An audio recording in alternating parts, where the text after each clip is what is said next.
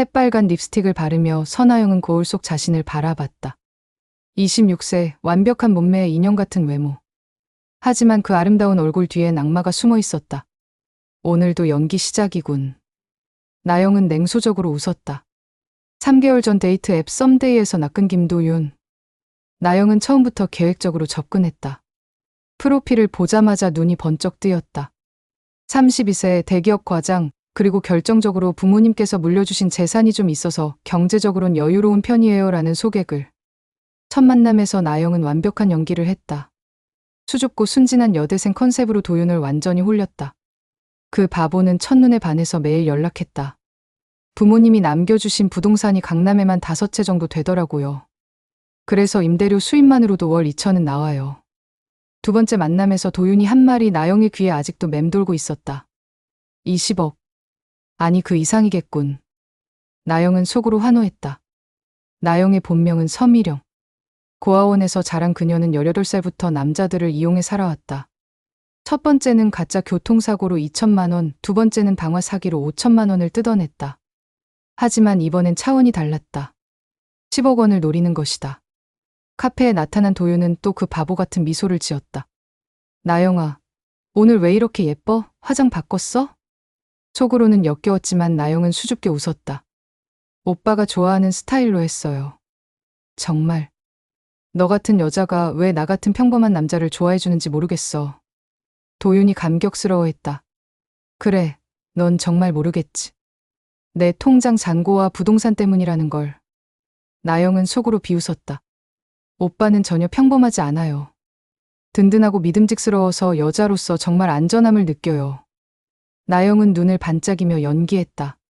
나영아, 우리 이제 진지하게 생각해봐야 하지 않을까? 결혼 말이야. 도윤이 조심스럽게 꺼냈다. 바로 이 순간을 기다렸다. 나영의 심장이 뛰었다. 정말요? 저도 오빠와 함께하고 싶어요. 그런데 결혼하면 서로를 위해 보험부터 들어야 하지 않을까? 만약 나에게 무슨 일이라도 생기면 너 혼자 어떻게 살아? 나영이 걱정스러운 표정을 지었다. 도윤의 눈이 반짝였다. 맞아, 책임감 있는 남편이 되려면 당연히 들어야지. 나영이 걱정 없이 살 수 있도록. 나영은 미리 준비한 보험 설계서를 꺼냈다. 지난 2주 동안 온갖 보험회사를 돌아다니며 가장 많은 보험금을 받을 수 있는 상품을 찾아냈다. 사망보험금 10억 원, 수익자는 당연히 선아영. 보험 설계사 언니가 추천해준 상품이에요. 이 회사가 보장도 크고 보험료도 합리적이래요. 10억? 좀 큰 것 같은데. 보험료도 비쌀 것 같고. 오빠, 혹시 모르잖아요. 사고라는 게 언제 어떻게 일어날지. 나영은 의미심장한 미소를 지었다. 그리고 오빠 수입이면 이 정도 보험료는 전혀 부담 안 되잖아요. 도윤은 잠시 고민하다가 고개를 끄덕였다. 그래, 사랑하는 사람을 위해서는 당연히 해야지. 서명하는 도윤의 모습을 보며 나영은 속으로 환호했다. 드디어. 이 멍청한 놈 완전히 낚았어. 이제 시작이야. 계약서의 사인이 완료되는 순간 나영의 머릿속엔 이미 치밀한 살인 계획이 돌아가고 있었다. 3년 전 간병인으로 일하며 익힌 약물 지식, 그리고 완전 범죄를 위한 완벽한 시나리오까지. 오빠, 정말 고마워요. 이제 안심이에요. 나영은 도윤의 손을 꼭 잡으며 악마 같은 미소를 숨겼다. 보험 가입 3주 후 나영은 도윤에게 전화를 걸었다. 오빠, 날씨도 좋은데 바다 여행 어때요? 강릉 쪽으로 3박 4일 정도. 좋지. 요즘 회사 일로 스트레스 받고 있었는데 딱 좋겠다. 둘만의 로맨틱한 시간을 가져보자. 하지만 나영의 머릿속은 차가운 계산기였다. 지난 일주일 동안 인터넷으로 철저히 조사한 결과였다. 강릉 근교의 한적한 펜션, 바다와 바로 인접해 있으면서 밤에는 관리인이 없고 CCTV 사각지대가 많은 곳. 무엇보다 중요한 건 그 해변의 조류였다. 물때를 계산해보니 그날 밤이면 조류가 가장 빠르게 흘러 시체가 절대 떠오르지 않을 것이었다. 3박 4일로 예약했어요.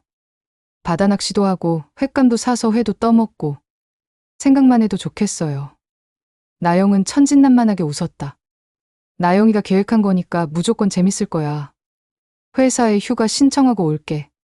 짐을 싸며 나영은 특별한 준비물들을 챙겼다. 도윤이 즐겨 마시는 참이슬 소주 한 박스, 안주용 오징어와 견과류. 그리고 가장 중요한 건 마이너스 3년 전 간병인으로 일할 때 슬쩍 가져온 강력한 수면제 졸피뎀. 무색무미의 알코올과 섞이면 치사량까지는 아니지만 완전히 의식을 잃게 만드는 약물이었다.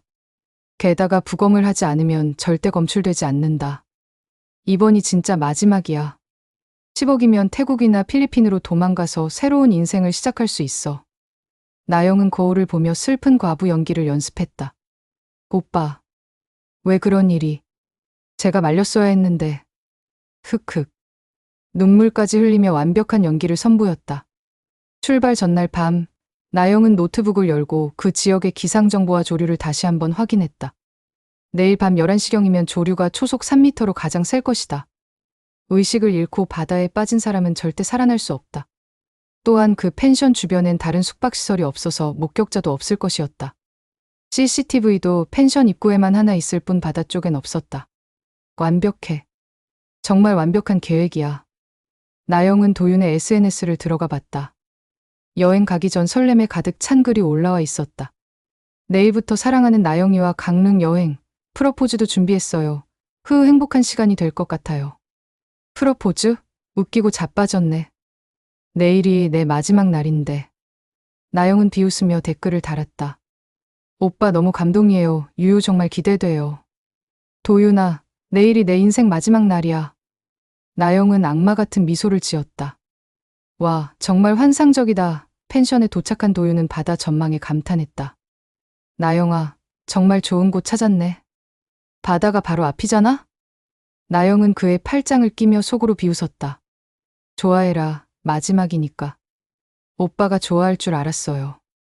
오늘 밤 바베큐 어때요? 소주도 준비했고 고기도 좋은 걸로 샀어요. 나영의 목소리는 꿀처럼 달콤했다.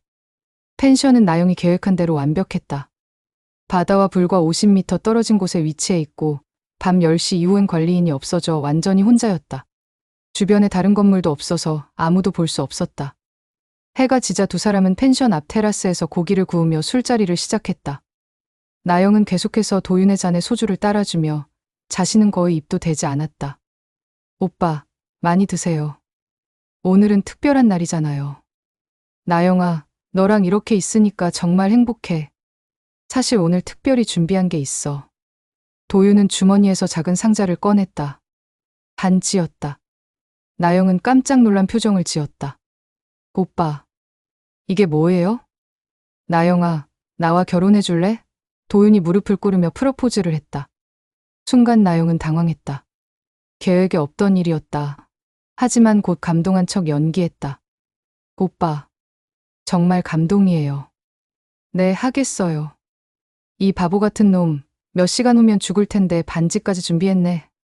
나영은 속으로 비웃으며 반지를 끼웠다. 자, 우리 약혼 축하하며 건배. 도윤이 기뻐하며 잔을 들었다. 네, 오빠, 평생 함께해요. 나영은 거진 미소를 지었다. 1시간이 지나자 도윤의 말이 점점 흐려지기 시작했다. 나영아, 오늘 정말 좋다. 너랑 결혼하면 정말 행복할 것 같아. 저도요, 오빠. 화장실 잠깐 다녀올게요. 나영이 일어섰다. 도윤이 화장실에 간 사이 나영은 재빠르게 움직였다. 미리 준비한 졸피뎀을 가루로 만든 것을 도윤의 잔에 탔다. 투명하고 맛도 냄새도 없는 완벽한 독약이었다. 알코올과 섞이면 30분 내에 완전히 의식을 잃는다. 자, 오빠 다시 건배해요. 우리 약혼 축하. 나영이 잔을 들어 올렸다. 그래, 정말 기뻐. 도윤은 한 번에 잔을 비웠다. 30분 후 약물이 본격적으로 작용하기 시작했다. 도윤은 심하게 취해 비틀거리기 시작했다. 나영아, 갑자기 어지럽다. 이상해. 오빠, 많이 드셔서 그래요. 바람 좀 쐬러 바다로 나갈까요? 바다. 좋아. 보고 싶어. 나영은 도윤을 부축하는 척하며 바다 쪽으로 향했다. 달빛 아래 검은 바다가 이빨을 드러내며 기다리고 있었다. 여기 바위에 앉아서 쉬어요. 나영은 도윤을 바다와 가까운 바위에 앉혔다. 이제 조류가 가장 센 시간이었다. 수면제가 본격적으로 작용하자 도윤의 의식이 완전히 흐려졌다. 그때 나영의 얼굴이 완전히 바뀌었다. 천사 같던 미소는 사라지고 악마의 표정이 드러났다. 미안해, 도윤아. 내가 너무 순진했어. 그리고 너무 돈이 많았고. 주저없이 나영은 도윤을 바다로 밀어버렸다. 철퍽. 도윤의 몸이 거센 파도에 휩쓸려 순식간에 사라졌다. 나영은 그 모습을 차갑게 지켜보며 웃었다. 안녕, 바보야. 10억 고마워. 프러포즈까지 해줘서 고마웠어. 나영은 반지를 빼서 바다에 던져버렸다. 그리고 펜션으로 돌아가 완벽하게 흔적을 지웠다. 도윤 오빠가 없어졌어요. 새벽 2시 강릉 경찰서에 나영의 비명이 울려 퍼졌다. 담당 형사 이성우는 밤늦게 울며불며 들어온 여자를 보고 한숨을 쉬었다. 진정하시고 차근차근 말씀해보세요. 어젯밤 11시쯤. 약혼 축하한다고 술을 마셨는데 나영은 눈물을 펑펑 쏟아냈다. 진짜 같은 완벽한 연기였다. 저 잠깐 펜션에서 쉬고 있었는데 깨어보니 없어서 혹시 다른 곳으로 가셨을 수도.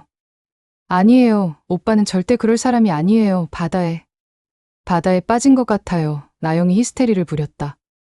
바다가 위험하다고 말렸어야 했는데 제가 너무 많이 마셔서 잠들어 버렸거든요.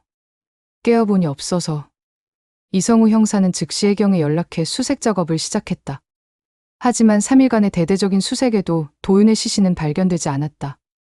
조류가 워낙 빨라 멀리 떠내려간 것으로 결론지어졌다. 나영의 연기는 절정에 달했다.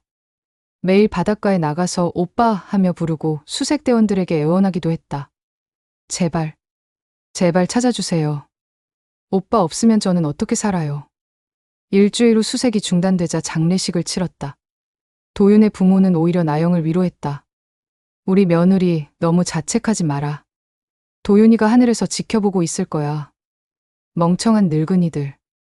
아들이 어떻게 죽었는지도 모르면서. 나영은 속으로 비웃으며 더욱 슬픈 표정을 지었다. 한 달 후 나영은 보험금 청구 서류를 제출했다. 사망신고서, 경찰 수사 결과서, 의료진 소견서까지 모든 서류가 완벽했다. 10억 원이 코앞에 다가온 것이다. 하지만 동아화재 특별조사팀의 박진수 차장은 달랐다. 20년간 온갖 보험 사기를 추적해온 베테랑이었다. 이상하잖아. 보험 가입한 지 딱 한 달 만에 사고? 게다가 수익자가 여자친구? 박 차장은 서류를 들여다보며 미간을 찌푸렸다. 사고 당일까지 SNS에 행복한 글 올리던 사람이 갑자기 바다에 빠져 죽는다고? 그의 예리한 직감이 경고를 울렸다. 뭔가 수상했다. 김대리, 이 선아영이라는 여자 신상 좀 파봐. 과거 이력부터 교우 관계까지 싹 다. 네, 차장님. 박진수 차장은 직접 강릉에 내려가 펜션과 사고 현장을 둘러봤다. 그리고 펜션 사장을 만나 그날 밤 상황을 자세히 들어봤다.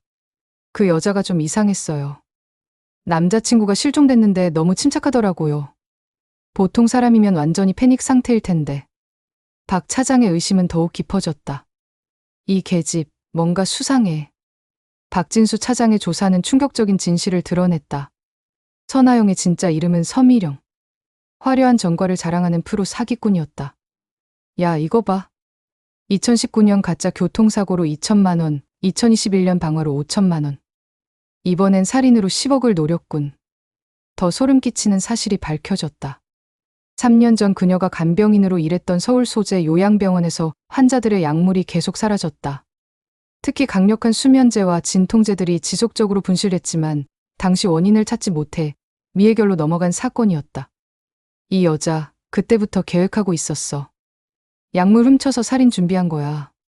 박 차장은 경찰에 수사 의뢰를 했다. 이건 단순 익사가 아니라 계획된 살인입니다. 한편 보험금 지급이 지연되자 나영은 초조해하기 시작했다. 하지만 그녀는 멈출 수 없었다. 도박에 중독된 것처럼 벌써 다음 먹잇감을 물색하고 있었다. 이번 타깃은 50대 중년 사업가 최상욱, 이혼한 지 얼마 안 된 외로운 남자였다. 나영은 다시 데이트 앱에서 그를 유혹하기 시작했다. 아저씨, 제가 이런 나이 차이 괜찮을까요? 전 26살인데. 아니야, 나영 씨가 너무 예뻐서 내가 고마울 따름이지. 나영은 또다시 완벽한 연기를 시작했다. 하지만 이번엔 달랐다. 경찰이 본격적으로 수사에 나선 것이다. 강릉서 이성우 형사는 펜션 주변 CCTV를 정밀 분석했다. 이거 봐, 11시 23분에 두 사람이 바다 쪽으로 가는 게 보이는데 11시 47분에는 여자 혼자 돌아왔어. 결정적 증거가 하나씩 드러났다. 펜션에서 발견된 소주병에서 나온 지문, 그리고 도윤의 체내에서 검출된 졸피뎀 성분. 부검 결과 나왔습니다. 피해자 혈액에서 다량의 수면제 성분이 검출됐습니다. 마지막 결정타는 도윤의 휴대폰에 있었다. 그가 절친한 친구 김철수에게 보낸 마지막 메시지였다. 철수야, 나영이가 요즘 좀 이상해. 자꾸만 돈 이야기하고 보험 얘기해. 그리고 오늘 밤 뭔가 무서운 느낌이야. 혹시 모르니 이 메시지 저장해둬. 김철수가 이 메시지를 경찰에 제출한 순간 나영의 운명은 완전히 결정됐다. 서미령, 살인 혐의로 긴급 체포한다. 새로운 남자 최상욱과 만나려던 강남의 호텔 카페에서 수갑이 채워졌다. 그 순간 나영의 아름다운 얼굴이 완전히 악마로 변했다. 뭔 소리예요? 저는 피해자라고요. 증거나 있어요? 하지만 증거는 산더미 같았다. CCTV 영상, 도윤의 마지막 메시지, 화려한 과거 전과, 그리고 결정적으로 부검에서 발견된 수면제 성분까지. 재판정에서 나영은 끝까지 발악했다. 저는 도윤이를 진심으로 사랑했어요. 왜 제가 죽여야 해요? 10억이 뭐 대수라고. 하지만 검사의 최후 변론은 냉혹했다. 피고는 3개월에 걸쳐 치밀하게 계획하여 선량한 피해자를 유혹했습니다. 거액의 보험에 가입시킨 후 수면제를 먹여 바다에 빠뜨린 극악무도한 살인범입니다. 방청석에서 도윤의 부모와 친구들이 통곡했다. 무기징역을 선고한다. 나영은 마지막 순간까지 중얼거렸다. 완벽했는데. 대체 어디서 틀렸지? 메시지. 그 바보가 메시지를. 하지만 그녀는 끝까지 모르고 있었다. 진정한 사랑 앞에서는 아무리 완벽한 거짓도 통하지 않는다는 것을. 그리고 욕심에 눈이 먼 자에게는 반드시 응보가 따른다는 것을.